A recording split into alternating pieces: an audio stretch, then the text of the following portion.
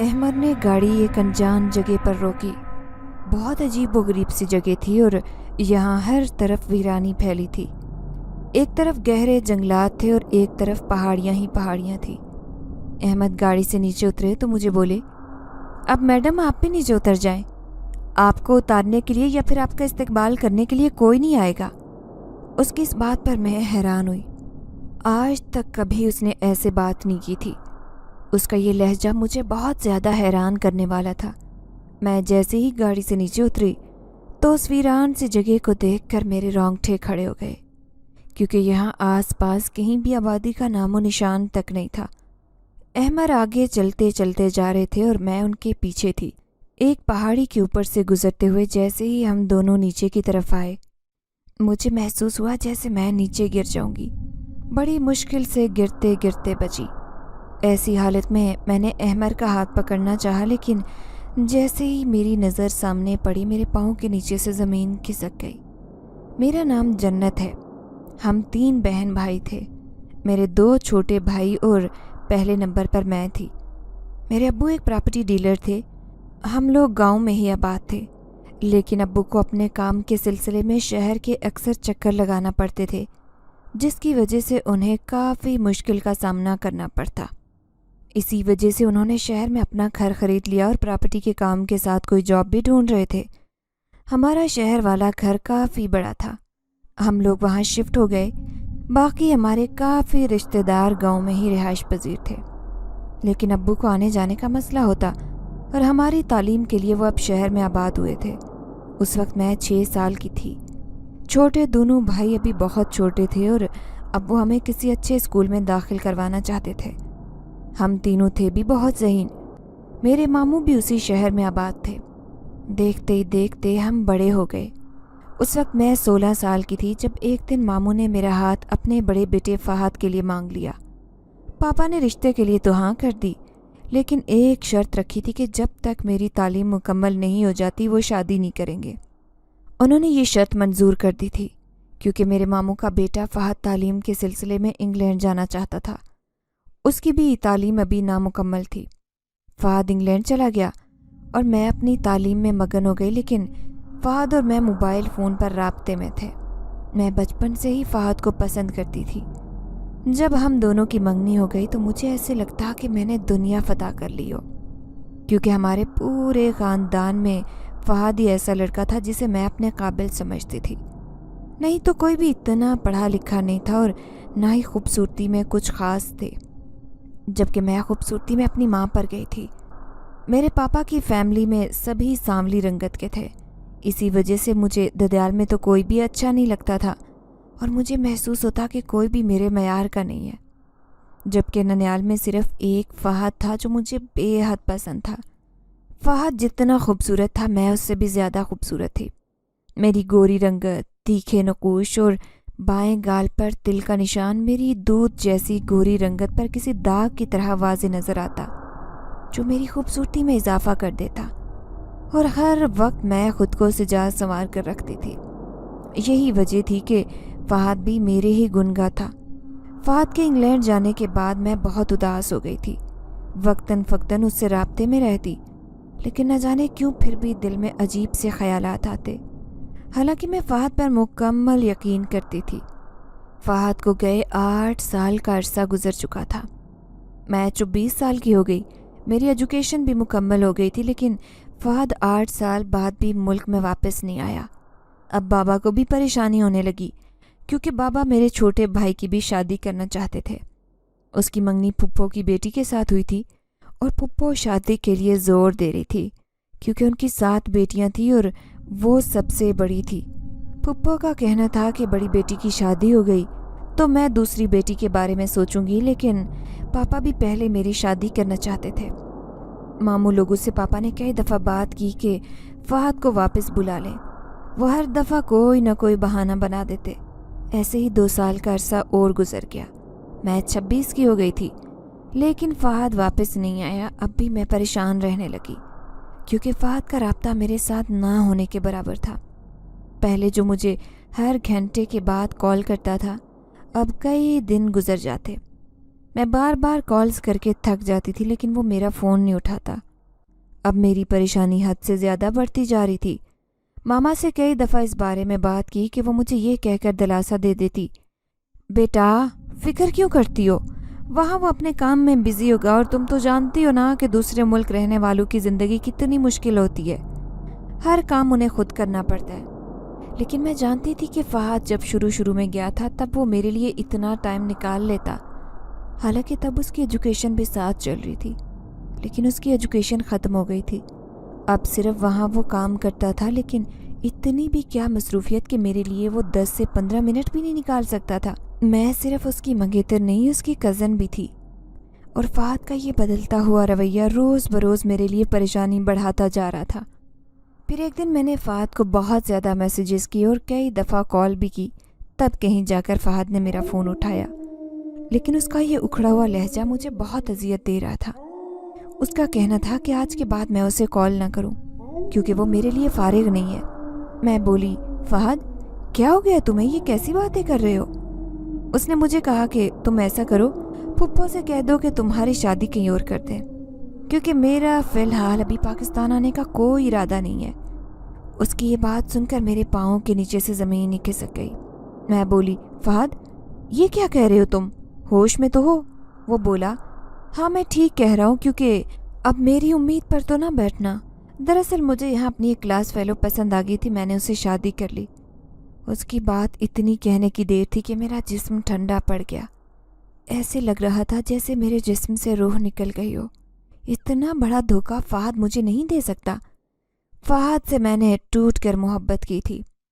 उसको मैंने दिन रात दुआओं में मांगा था, तब कहीं जाकर मेरी उससे मंगनी हुई थी।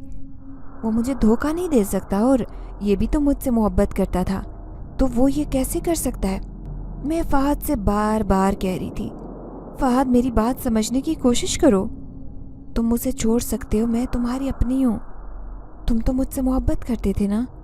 तभी वो बोला, देखो जन्नत, मैंने तुमसे कभी मोहब्बत की नहीं थी, सिर्फ ये एक दूसरे को मिलते रहने की वजह से एहसास था जो मेरे दिल में भी पैदा हो गया, और तुम्हारी आंखों में मैंने अपने लिए पसंदीदगी जब देखी तो ये एहसास बढ़ता गया। नहीं तो मोहब्बत तो सिर्फ मैं अपनी बीवी से करता हूँ, जिससे मेरी शादी भी हो चुकी है, इसीलिए तुम भी अपना घर बसा लो, इसी में तुम्हारी बेहतरी है। इतनी बात कहकर उसने फ़ोन काट दिया। लेकिन अब मैं हिलने की ताकत भी नहीं रखती थी। अचानक अम्मी ने दरवाज़ा खोला और कमरे में दाखिल हुई। मुझे यूं बेहिस्सो हरकत बैठे देखकर बोली, क्या हुआ, तुम फ़हाद से बात कर रही थी ना? तो क्या कहा फ़हाद ने? तभी मैं बोली, मामा उसने शादी कर ली है। मेरी बात सुनकर मामा का मुंह भी खुले का खुला रह गया। वो बोली कि तुम क्या कह रही हो, होश में तो हो? मैंने जवाब दिया, जी मामा मैं बिल्कुल ठीक कह रही हूँ, फ़हाद ने इंग्लैंड में सच में शादी कर ली है, वो भी पाकिस्तानी लड़की है और उसकी क्लास फेलो थी। मामा सर पकड़कर बैठ गई कि पापा को क्या जवाब देंगी, क्योंकि कई रिश्ते मेरे लिए आए जो मामा के कहने पर पापा ने ठुकरा दिए। पापा पहले ही मेरा रिश्ता कहीं और करना चाहते थे, लेकिन फिर मामा के कहने पर इतना इंतज़ार किया कि फ़हाद उनका भतीजा है और वो मेरा मंगेतर है, वापस आ जाएगा। लेकिन ये कोई भी नहीं जानता था कि फ़हाद इतना बड़ा धोखा दे जाएगा। कई दिन तक मैं फ़हाद की बेवफाई का सोग मनाती रही, ना कुछ खाती ना पीती, मैं हंसना तक भूल गई थी।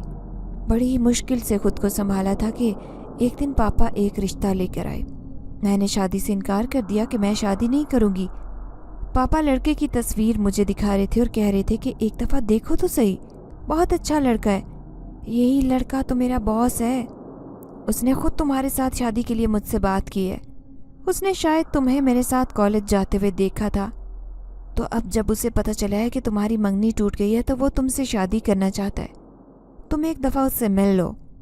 तभी मैं बाबा से बोली, बाबा प्लीज़ आज के बाद मुझे शादी के बारे में कोई बात ना कीजिएगा, क्योंकि मैं शादी करना ही नहीं चाहती। फिर मामा और पापा ने मुझे बहुत समझाया कि तुम कैसे ज़िंदगी गुजारोगी, फ़हाद तो शादी करके अपना घर बसाए बैठा है, अब तुम्हें भी बसा लेना चाहिए। मैं भी फ़हाद को नीचा दिखाना चाहती थी कि अगर उसके साथ मेरी शादी नहीं हुई तो मुझे भी उससे बेहतर मिला। यही सोचते हुए मैंने बाबा से कह दिया कि ठीक है, आप उसे घर बुला ले, मैं उससे मिल लूँगी, अगर तो मुझे मुनासिब लगा तो मैं हाँ बोल दूँगी, नहीं तो फिर मेरा जवाब आप जानते हैं। बाबा को इस बात पर कोई एतराज़ नहीं था, क्योंकि ہمارے ہاں بیٹیوں کے رشتے کرتے وقت ان سے رضامندی بھی پوچھی جاتی تھی، اور یہی وجہ تھی کہ بابا میری مرضی کے خلاف میرا رشتہ نہیں کرنا چاہتے تھے۔ اگلے دن بابا کے باس ہمارے گھر آئے۔ ماما نے کھانے پر بہت انتظام کیا تھا۔ وہ ڈائننگ ٹیبل پر بالکل میری سامنے والی کرسی پر بیٹھا تھا۔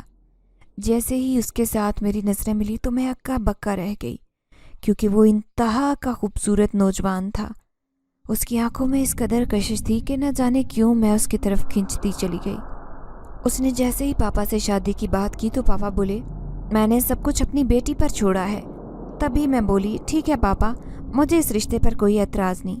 پاپا بھی خوش ہو گئے، لیکن اس وقت میں صرف فہد کو سزا دینے کے لیے یہ سب کچھ کر رہی تھی، لیکن فہد پر کوئی اثر نہیں پڑنے والا تھا۔ وہ تو اپنی بیوی کے ساتھ ہنسی خوشی زندگی گزار رہا تھا۔ پاپا کے باس کا نام احمر تھا۔ احمر جتنا دیکھنے میں خوبصورت تھا، اس سے کہیں زیادہ دل کا خوبصورت تھا۔ احمر نے جب بتایا کہ اس کے ماں باپ بچپن میں ہی فوت ہو گئے تھے، اسے اس کے ایک ماموں نے پال پوس کر بڑا کیا تھا۔ ماموں باہر شفٹ ہو گئے، لیکن اس کے باپ کا سارا کاروبار یہ خود سنبھال رہا ہے، اور اس نے بتایا کہ اس کا باپ بہت زیادہ مال و دولت چھوڑ کر مرا تھا۔ پاپا یہ سن کر خوش ہوئے تھے، کیونکہ احمر پڑھا لکھا ہونے کے ساتھ ایک سلجھا ہوا نوجوان تھا، اور خوبصورتی میں تو با کمال تھا۔ میں اس کی خوبصورتی پر مر مٹی تھی۔ اس کے سامنے فہد تو اس کے پاؤں کی دھول جیسا بھی نہیں تھا، اتنا خوبصورت نوجوان تھا۔ لیکن پھر بھی نہ جانے کیوں میرا دل بار بار فہد کے بارے میں سوچنے پر مجبور ہو رہا تھا۔ فہد میری پہلی محبت تھا۔ میں نے اس سے ٹوٹ کر محبت کی تھی۔ اب میری زندگی میں آنے والا میری محبت نہیں تھا، یہ میرے پاپا کی چوائس تھا۔ لیکن ہاں، جانے کیوں مجھے یہ بھی اچھا لگا، یہ اتنا برا نہیں تھا جتنا میں سوچ رہی تھی، بلکہ یہ تو فہد سے کئی گنا زیادہ خوبصورت تھا۔ اس کی گوری رنگت، اس کی لمبی جھیل جیسی آنکھیں، چہرے پر ہلکی ہلکی داڑھی، کچھ بھی تو کم نہیں تھا اس کے اندر۔ اسی لیے میں نے شادی کے لیے ہاں بول دی، اور میں احمر کو دل و جان سے قبول کرنا چاہتی تھی۔ پاپا نے احمد کے بارے میں زیادہ پوچھ گچھ نہیں کی، کیونکہ وہ احمر کو اچھی طرح سے جانتے تھے۔ تقریباً 2 سال سے بابا احمر کے آفس میں کام کر رہے تھے۔ احمر بھی خوش نظر آ رہا تھا۔ چند دن میں ہی میری اور احمر کی بات پکی ہو گئی۔ احمر نے پورے آفس میں مٹھائی بانٹی۔ بابا بتا رہے تھے کہ احمر بہت زیادہ خوش ہے۔ مجھے لگتا تھا کہ احمر ایک اچھا جیون ساتھی ثابت ہوگا۔ کچھ ہی دن بعد میری اور احمر کی منگنی کی رسم رکھ دی گئی۔ منگنی میں زیادہ لوگ تو شامل نہیں تھے، کچھ ہی لوگوں نے منگنی میں شرکت کی، اور اس کے بعد میری اور احمر کی ملاقاتیں بڑھنے لگی۔ اتنے عرصے میں احمر کو مکمل طور پر میں جان گئی تھی۔ وہ جتنا خوبصورت تھا، دل کا بھی اتنا ہی اچھا تھا۔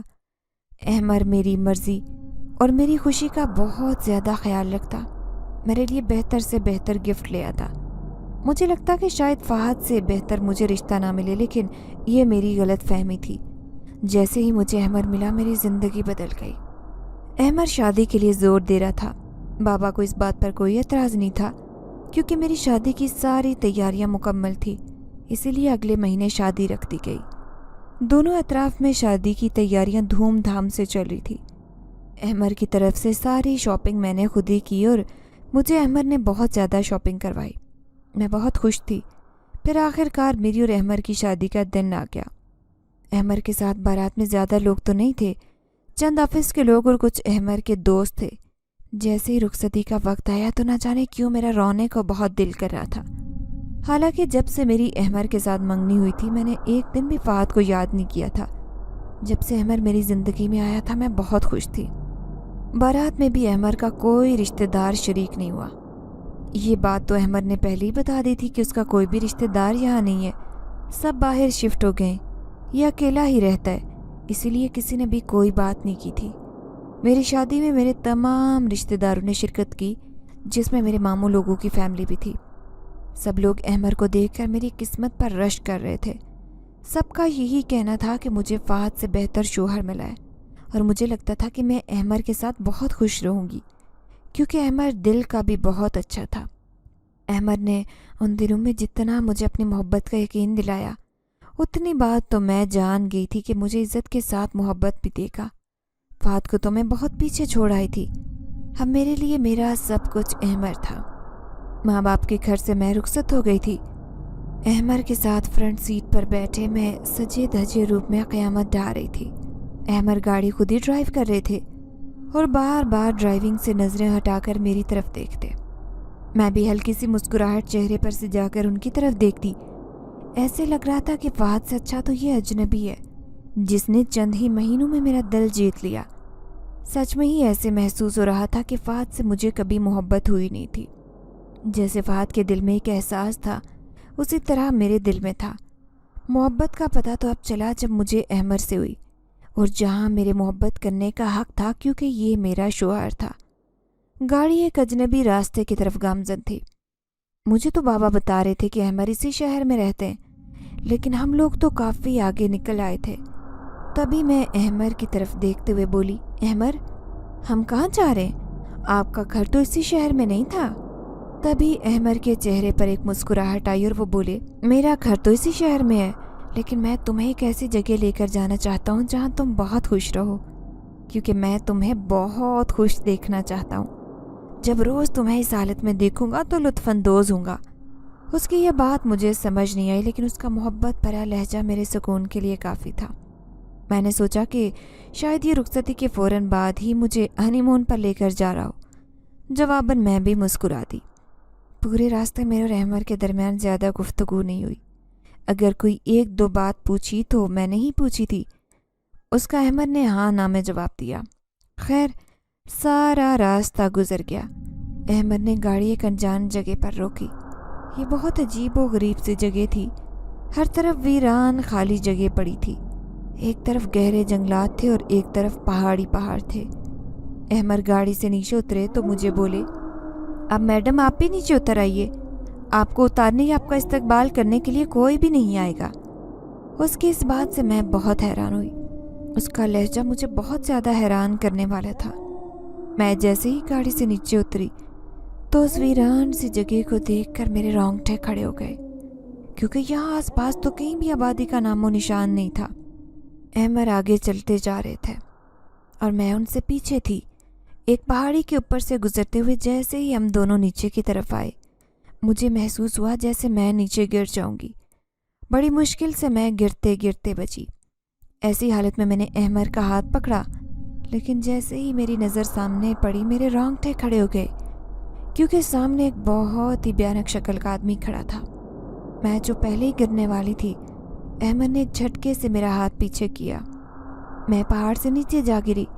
मेरे सर में काफ़ी ज़्यादा चोट लगी थी, लेकिन अहमर का ये रवैया मेरे वजूद को किरची किरची कर गया।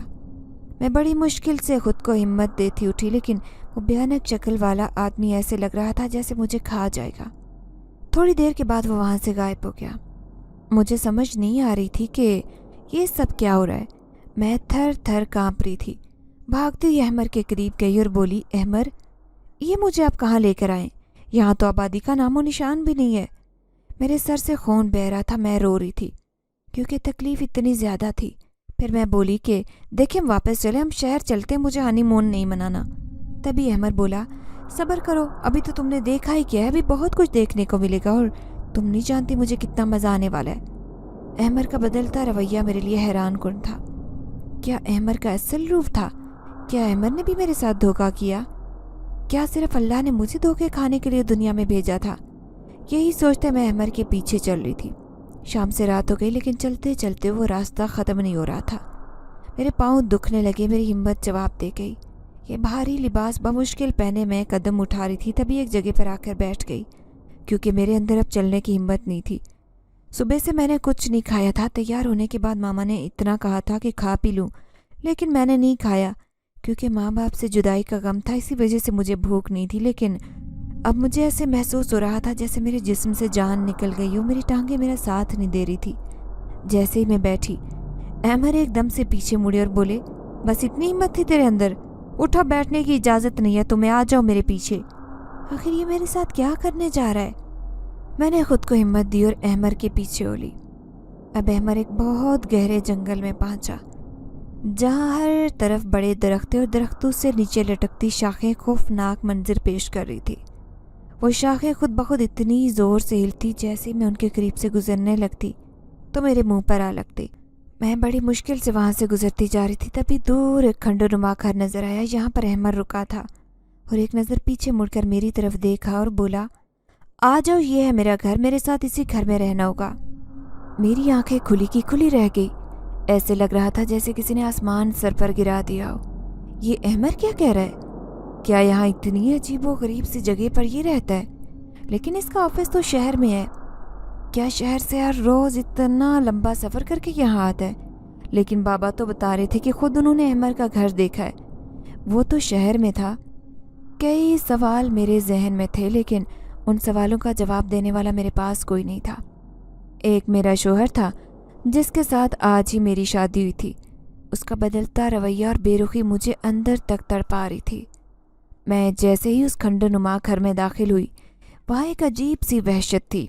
ये पुरस्रार घर एक खौफनाक मंजर पेश कर रहा था। यहाँ गिरी हुई आधी आधी दीवारें और एक साइड पर बने 2 कमरे, जहाँ एक कमरे को ताला लगा था जबकि दूसरा कमरा खुला था, और आगे अजीबो गरीब सी तिरछी शक्ल का सहन बना था। उस सहन में एक साइड पर बने मिट्टी के बुत ऐसे लग रहा था जैसे उनकी आंखें बिल्कुल इंसानों जैसी हों। अजीब सी वहशत मेरे दिल में उतरी थी, लेकिन उस वक्त मैं बहुत मजबूर थी। अहमद मुझे लेकर एक कमरे में गए जहाँ अजीब व गरीब हड्डियों से बना हुआ बेड रखा था। मेरा दिल जोर से धड़क रहा था।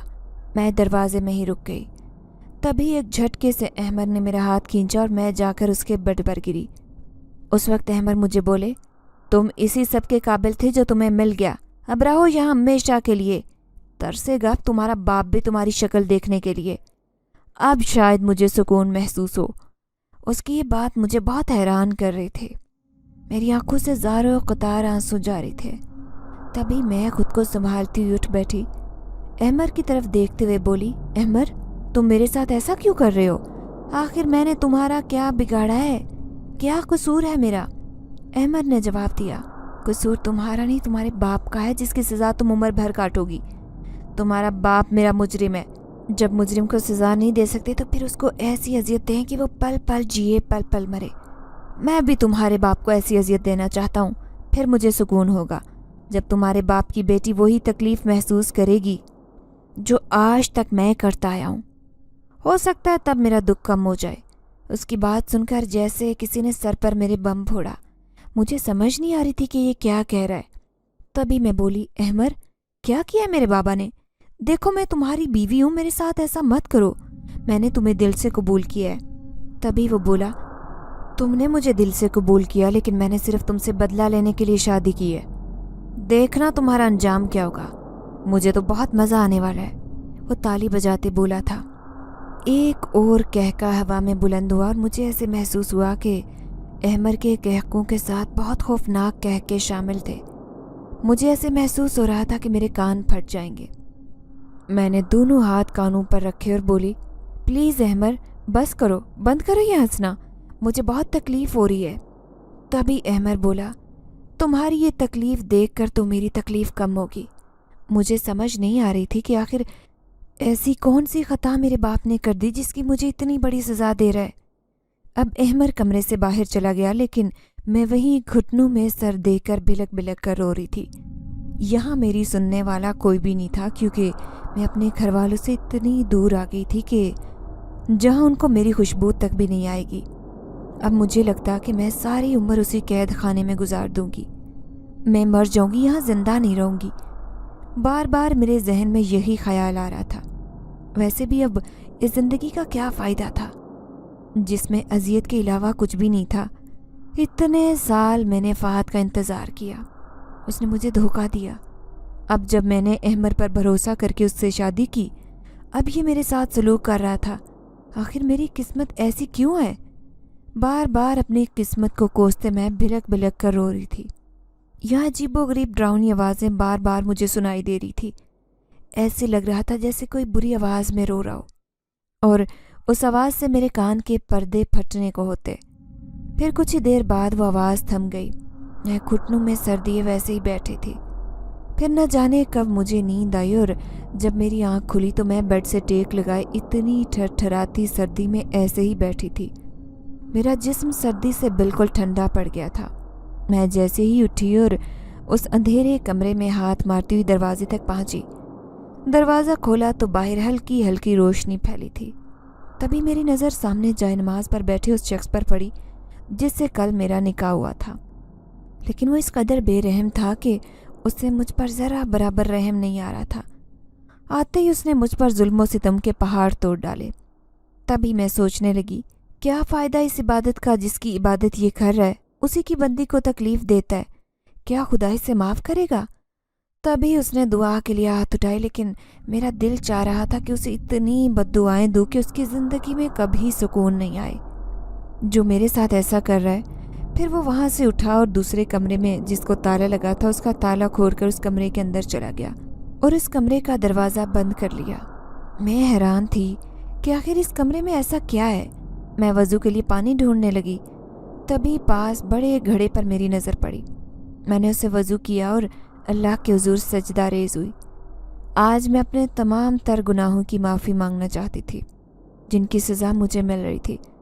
नमाज के बाद मैं खूब गिड़गिड़ा कर रोई, या अल्लाह मेरे लिए आसानियाँ पैदा फरमा, मुझसे जो ख़ताएँ हुई हैं उन्हें माफ़ फरमा। अगर मेरे बाबा ने कोई गलती की है तो मुझे उसके बारे में मालूम हो जाए, लेकिन मेरे बाबा कोई गलती नहीं कर सकते।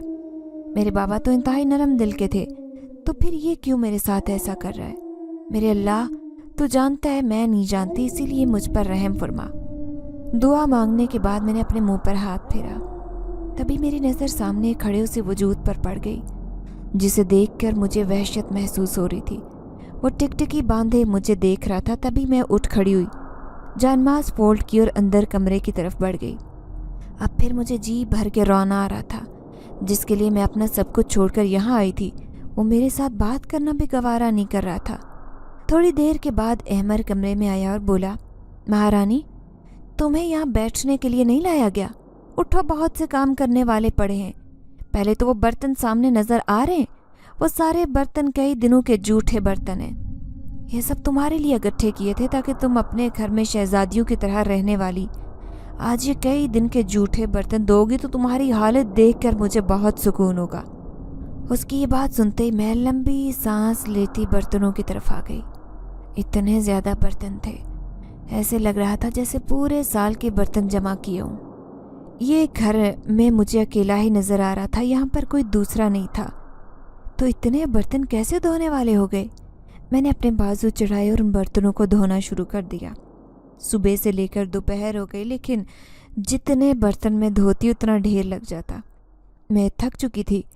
थोड़ी देर के बाद जैसे ही मैंने खुदा खुदा करके वो बर्तन ख़त्म किए, अहमद ने बताया कि मुझे उस बड़े से सहन की सफाई करनी है। ये अजीब व गरीब सा सहन था। मुझे समझ नहीं आ रही थी कि मैं इसकी सफाई कहाँ से शुरू करूँ, क्योंकि बहुत ज़्यादा गंद बिखरा था। तभी मैंने सारी सफाई की। फिर वहाँ मिट्टी के बने मुजस्मे पर मेरी नज़र गई तो देखकर तो मेरे तो पाँव के नीचे से ज़मीन खिसक गई, क्योंकि उन मुजस्मों की आंखें बिल्कुल इंसानों जैसी थी। ऐसे लग रहा था जैसे वो मुझे ही घूर रहे हों। थोड़ी देर बाद वो मुजस्मे कहका लगाकर हंसने लगे। ये देखकर मेरा दिल ज़ोर से धड़कने लगा कि ये सब क्या है। पास ही खड़ा अहमर मेरे से यूं डरने पर मुस्कुरा रहा था। कई दिन ऐसे ही गुजर गए। अहमर के जुल्म सितम दिन ब दिन बढ़ते जा रहे थे। ज़रा से काम में ताख़ीर हो जाती, अहमर ज़ोरदार थप्पड़ मुझे लगाता, जिससे मेरा सर घूम जाता, आंखों के आगे अंधेरा छा जाता। न जाने उसमें कितनी जिन जैसी ताकत थी। मुझे तो लगता ही नहीं था कि ये इंसान है, बिल्कुल वहशी था। फिर मेरी तबीयत बहुत ख़राब हो गई। मुझे बेहद बुखार था, शायद थकावट और डर और खौफ की वजह से मेरी ये हालत हो गई। मेरे में उठने की हिम्मत नहीं थी। तभी अहमर मेरे करीब आया, मेरी पेशानी पर हाथ रखते हुए बोला, तुम्हें तो बहुत तेज़ बुखार है। मैंने अपनी आंखें मच ली, क्योंकि मैं अब उसकी सूरत नहीं देखना चाहती। तभी वो बोला, ठीक है, मैं तुम्हें मेडिसिन देता हूँ, तुम फ़ौरन ठीक हो जाओगी।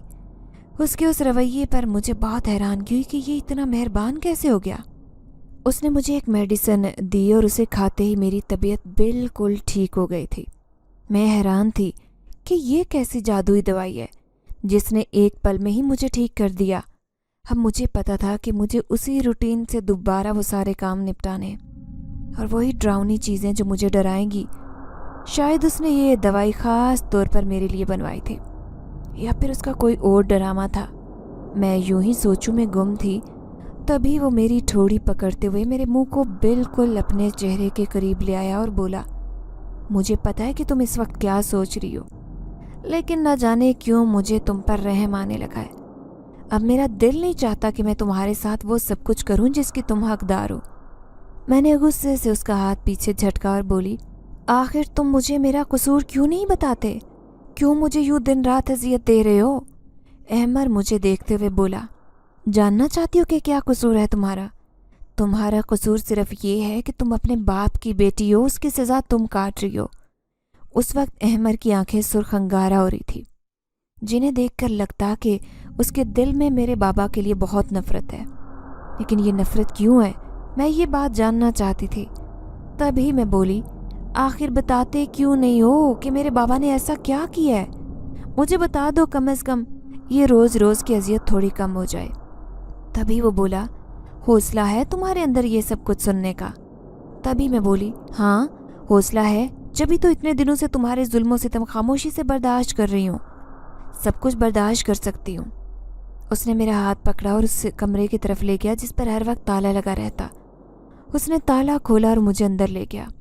उस अंधेरी कोठरी में मुझे कुछ नज़र नहीं आ रहा था। तभी एकदम से रोशनी सामने पड़े एक वजूद पर पड़ी। मेरी नज़र गई जिस पर सफ़ेद रंग की चादर दी हुई थी। अहमद ने जैसे ही चादर खींची तो वह एक बूढ़ी भयानक शक्ल की औरत थी। उसे देखते ही मेरी चीख निकल गई, लेकिन वो बिल्कुल बेसुध पड़ी थी। तभी वो बोला, ये देखो, ये मेरी माँ है। जानती हो कि माँ बाप से दूरी का गम क्या होता है?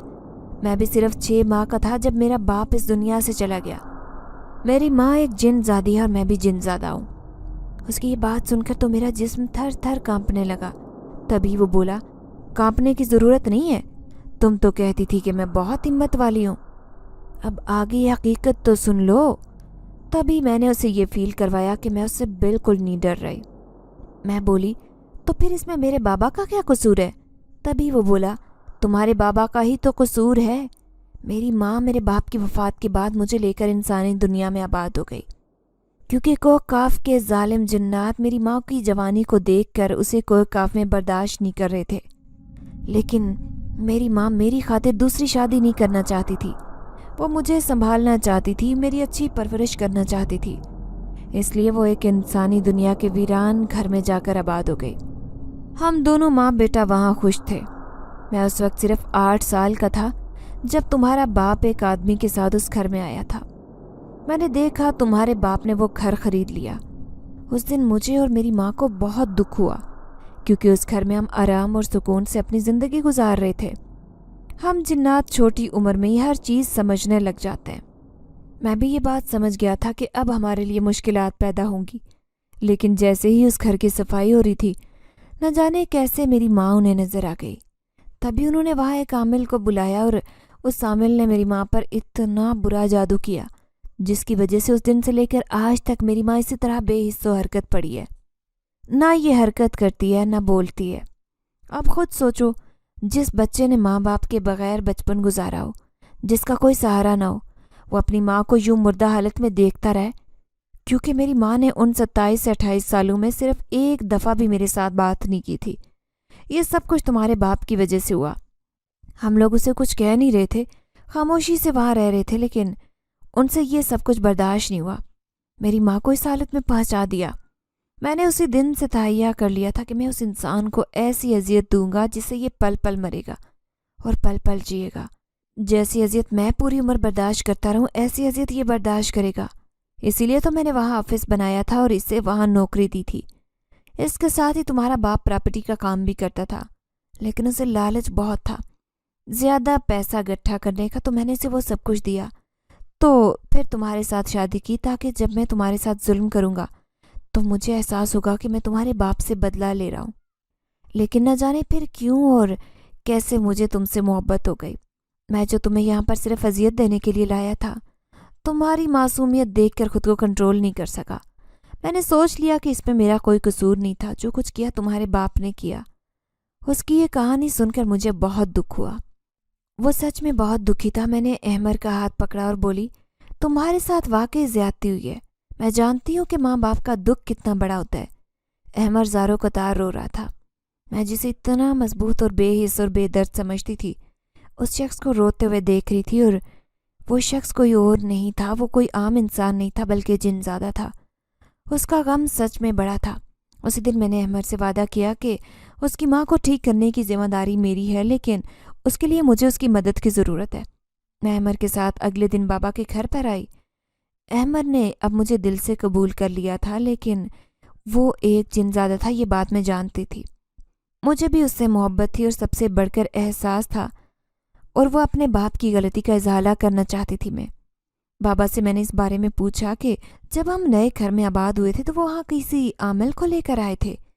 بابا نے مجھے سب کچھ بتا دیا، لیکن میں بابا سے یہ بات چھپا گئی کہ احمر اس جن زادی کا بیٹا ہے، اور وہ ایک جن زادہ ہے، کیونکہ میں بابا کو یہ بات بتا کر پریشان نہیں کرنا چاہتی تھی۔ جیسے ہی بابا نے مجھے اس عامل کا بتایا تھا، میں نے اس عامل کو ڈھونڈنا شروع کر دیا، لیکن جس آستانے کا پتہ مجھے بابا نے بتایا تھا، وہاں جاتے ہی مجھے پتہ چلا کہ وہ عامل یہاں سے سب کچھ چھوڑ کر کب کا جا چکا ہے۔ میں بہت زیادہ پریشان ہوئی کہ اب میں عامل کو کیسے ڈھونڈوں۔ سارا دن میں عامل کو ڈھونڈتی رہی۔ پھر احمر آفس چلا جاتا تھا کہ بابا کو شک نہ ہو کہ ہم دونوں کن چکروں میں پڑے ہیں۔ ابھی بھی احمر میرے بابا سے بہت نفرت کرتے تھے۔ میں ان کے دل سے یہ نفرت ختم کرنا چاہتی تھی، اسی لیے ہر حال میں عامل کو ڈھونڈ کر احمر کی ماں کا علاج کروانا چاہتی تھی۔ اس طرح احمر بھی خوش ہو جاتا اور بابا کے لیے بھی اس کے دل سے نفرت ختم ہو جاتی۔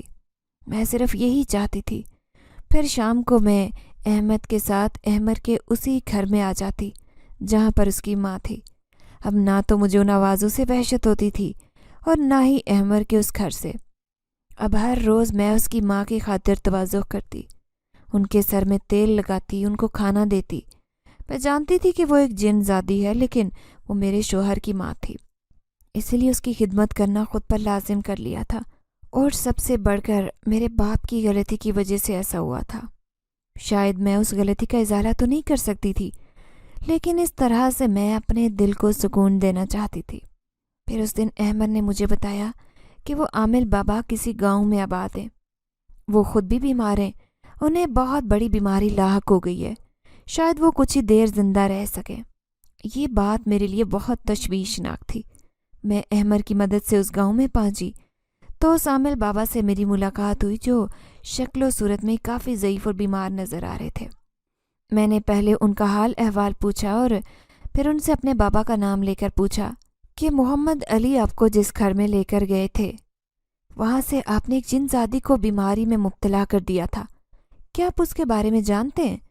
تو وہ بھی سوچنے لگے اور بولے، ہاں مجھے یاد ہے، جب سے میں نے اس جن زادی پر عمل کیا ہے، اس دن سے لے کر آج تک میری طبیعت ٹھیک نہیں ہوئی، اسی وجہ سے مجھے بلڈ کینسر ہو گیا ہے۔ وہ چھوٹی چھوٹی تکلیفیں مجھے اتنی بڑی بیماری تک لے آئی ہیں۔ اس کے بعد میں نے بہت عمل کیے، لیکن مجھے اس جن زادی کا پتہ ہی نہیں چلا، کیونکہ اس جن زادی پر عمل کرنے کے بعد مجھے ایک جن سے یہ بات پتہ چلی تھی کہ وہ جن زادی ایک نیک جن زادی ہے۔ میں اس وقت سے بہت زیادہ پچھتا رہا تھا۔ کیا تم اس کے بارے میں کچھ جانتی ہو؟ تبھی میں بولی، جی بابا، آپ میرے ساتھ چلیں، آپ اس جن زادی کا علاج کر سکتے ہیں۔ میں نے انہیں بتایا کہ ان کا ایک بیٹا بھی تھا جس نے یتیموں جیسی زندگی گزاری ہے۔ عامل بابا کو بھی اس بات کا بہت دکھ تھا۔ میں انہیں لے کر احمر کی مدد سے احمر کے گھر پہنچی تھی۔ احمر بہت غصے میں تھے کیونکہ وہ سمجھتے تھے کہ یہ عامل بھی اس کی ماں کا اور اس کا دشمن ہے، لیکن میں نے احمر کو تسلی دی اور اسے مطمئن رہنے کا بولا۔ احمر نے میری بات مان لی۔ اس عامل بابا نے احمر کی ماں پر وہ عمل کرنا شروع کیا۔ تقریباً 6-7 گھنٹے وہ عمل جاری رہا۔ اس کے تھوڑی دیر بعد احمر کی ماں کو ہوش آنا شروع ہو گیا تھا۔ اب وہ مکمل طور پر صحت یاب ہو گئی تھی۔ عامل بابا کو بخیر و عافیت ان کے گھر پہنچا دیا گیا۔ پھر احمر کی خوشی دیکھ کر میں بہت خوش ہوئی۔ احمر نے اپنی ماں کو بتایا کہ یہ ایک آدم زادی ہے اور اس کی بیوی ہے۔ اس کی ماں بھی مجھے دیکھ کر بہت خوش ہوئی تھی۔ اس نے مجھے گلے سے لگایا اور بولی، تم چاہے جس کی بھی بیٹی ہو، مجھے اس سے کوئی غرض نہیں، تم میرے بیٹے کی پسند ہو اور اس کی محبت تو میرے لیے یہی سب کچھ کافی ہے۔ بولو تم منہ دکھائی میں کیا مانگنا چاہتی ہو؟ تمہیں تمہاری من پسند چیز دوں گی۔ تبھی میں بولی، میں کچھ نہیں چاہتی، میں صرف یہ چاہتی ہوں کہ آپ اور احمد میرے ساتھ انسانی دنیا میں چلیں اور وہاں رہیں، کیونکہ یہ دنیا میرے لیے نہیں ہے۔ آپ لوگ تو پہلے بھی انسانی دنیا میں آباد رہے، اب بھی وہاں رہ سکتے ہیں۔ اس بات پر وہ بولی، لیکن تمہاری دنیا کے انسان ہمیں وہاں برداشت نہیں کریں گے۔ تبھی میں بولی کہ میں ایک آدم زادی ہوں، جب میں آپ لوگوں کے ساتھ رہوں گی تو کسی کی ہمت نہیں ہوگی کہ کوئی آپ کو بری نظر سے بھی دیکھے۔ تو وہ بھی راضی ہو گئی اور پھر سے ہم انسانی دنیا میں آ کر ایک بہت بڑا گھر خرید چکے تھے۔ احمد بھی اپنا کاروبار سنبھال رہے تھے اور میں احمد کے ساتھ ہنسی خوشی اپنی زندگی گزار رہی تھی۔ میرے اور احمد کے درمیان میاں بیوی والا تو کوئی تعلق قائم نہیں ہو سکا، کیونکہ ہم دونوں ایک الگ الگ مخلوق ہیں، لیکن احمد ایک جن زادہ ہے۔ یہ بات کوئی بھی نہیں جانتا، لیکن میں اس کے ساتھ بہت خوش ہوں۔ اب آپ مجھے بتائیں، کیا ہمیں انسانوں کے ساتھ دوسری مخلوق پر بھی رحم نہیں کرنا چاہیے؟ آپ کی زندگی میں اگر ایسا موڑ آ جائے تو آپ کیا کریں گے؟ کیا ایسے ہی کسی دوسری مخلوق پر ظلم کریں گے؟ کیونکہ کسی پر ظلم کرنے سے پہلے یہ سوچ لینا چاہیے کہ نہ جانے اس کے ساتھ کتنی زندگیاں وابستہ ہیں۔ کمنٹ میں اپنی رائے ضرور دیجیے گا، آپ کی رائے کی منتظر رہوں گی۔